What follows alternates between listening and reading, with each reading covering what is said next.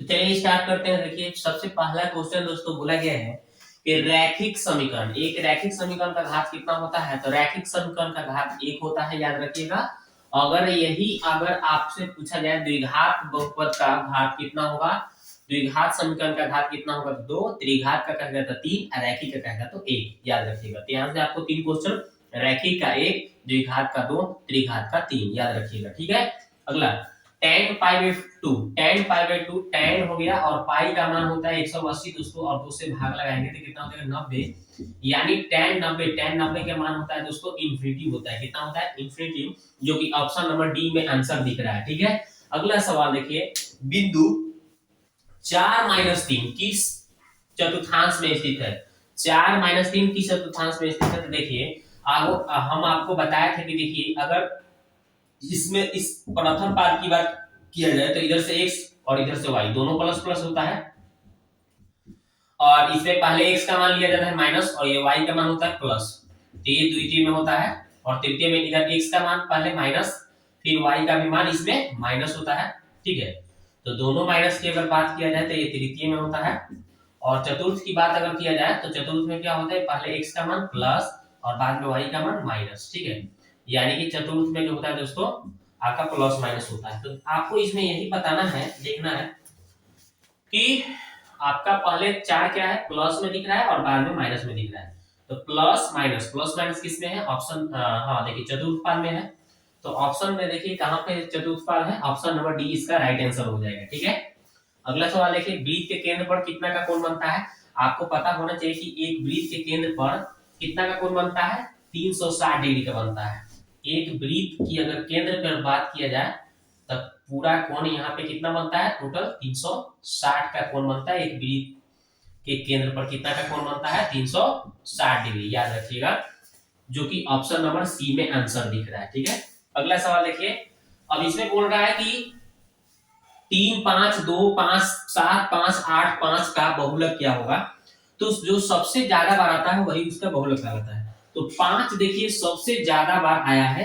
ठीक है। यही इसका बहुलक हो जाएगा, ऑप्शन नंबर सी इसका आंसर हो गया। ठीक है। अगला सवाल देखिए कि एबीसी एक त्रिभुज है, एबीसी एक त्रिभुज बना लीजिए, ए बी सी। अब बोला गया है कि एबी और एसी के मध्य बिंदु डी और ई है। एबी का मध्य बिंदु डी, ठीक है, और एसी का मध्य बिंदु ई है। ठीक है। अगर हम इसको मिला देते हैं, चलिए, तो बोला है कि डीई समानांतर बीसी, ये आपका डीई समानांतर बीसी है। ठीक है। तो बोला है कि बीसी का मान 8 है, बीसी का मान ये 8 है, तो डीई का मान कितना होगा, ये मान कितना होगा। तो इसका मान ठीक इसका आधा हो जाता है। कितना हो जाता है, आधा। तो 8 का आधा कितना हो जाएगा, 4 हो जाएगा, जो कि ऑप्शन नंबर सी दिख रहा है आपका। ऑप्शन नंबर कितना दिख रहा है, सी। ठीक है। अगर इस तरह से क्वेश्चन करेगा तो बस सिंपली इसका हाफ कर देना है। अगला सवाल देखते हैं। तो अगला सवाल देखते हैं, चलिए अब अगला सवाल देखते हैं।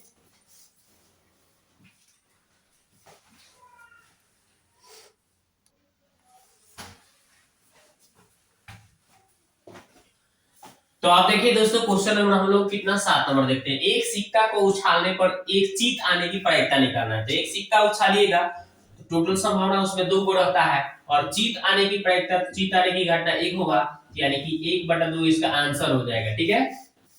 इसी तरह से अगर बोल दे कि एक सिक्का उछाला जाता है, उस पे पट आने की प्रायिकता, तो पट आने की भी प्रायिकता का मान वही हो जाएगा 1/2। ठीक है। अगला सवाल, एपी में 4, 10, 16, 22, 28 डॉट डॉट का सार्वधांतर ज्ञात करो। तो सार्वधांतर निकालने का दोस्तों फॉर्मूला है एक प्यारा सा, d इक्वल टू होता है t2 माइनस t1। ठीक है। यानी दूसरा टर्म क्या है दोस्तों, दूसरा टर्म 10 है, उसमें से पहला टर्म क्या है, घटा दो 4, कितना आ गया दोस्तों, आंसर हो गया 6, जो कि आपका ऑप्शन नंबर बी इसका आंसर हो गया। अगला है, दो समरूप त्रिभुज के संगत भुजाओं का अनुपात 4:9 है, तो उनके क्षेत्रफलों का अनुपात क्या होगा। तो सिंपल है, अगर आपसे अगर भुजा का अनुपात दिया हो, ठीक है, भुजाओं का अनुपात दिया है यहाँ पे, ठीक है, तो भुजाओं का अगर अनुपात दिया है कितना, 4:9, तो अगर आपसे क्षेत्रफलों का अनुपात अगर पूछ दे तो कुछ नहीं करना है दोस्तों, क्या करना होता है, तो उसका स्क्वायर कर लिया जाता है। इसका स्क्वायर कर लिया जाता है, 4 का स्क्वायर और 9 का स्क्वायर कितना हो जाएगा, 4 का स्क्वायर 16 और 9 का स्क्वायर 81, अब इसी को हम बट्टा के रूप में इसमें बोला है तो बट्टा के रूप में लिख सकते हैं। ये 81 नीचे चला जाएगा, ठीक है, 16 ऊपर चला गया और 81 नीचे आ गया, जो कि ऑप्शन नंबर आपका बी दिख रहा है आंसर, ठीक है। अगला देखते हैं, तो 1/√3 क्या होगा, तो 1/√3 जो होता है tan 30 का मान होता है, tan 30 का, जो कि ऑप्शन नंबर डी में दिख रहा है, ठीक है।